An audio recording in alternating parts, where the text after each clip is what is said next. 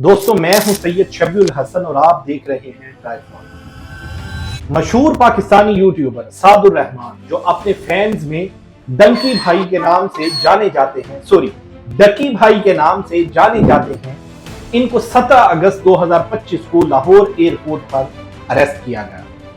یہ arrest national cyber crime investigation agency نے غیر قانونی آن لائن گیمبلنگ ایپس کی پروموشن کے الزام میں کی۔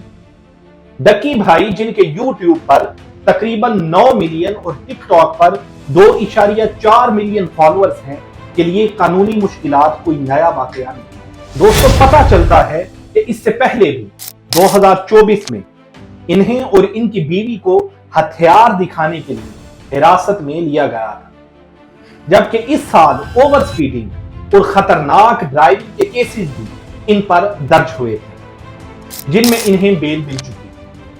ان واقعات سے یہ ظاہر ہوتا ہے کہ ان کی بڑھتی ہوئی شہرت نے شاید انہیں یہ احساس دلایا ہے کہ یہ قانون سے بالاتر ہے۔ اس کا انجام یہ موجودہ گرفتاری ہے۔ اس اریسٹ کو NCCIA کی جانب سے ڈیجیٹل پلیٹ فارمز پر جوا اور بیٹنگ کو فروغ دینے والوں کے خلاف ایک بڑے کریک ڈاؤن کا حصہ قرار دیا گیا ہے۔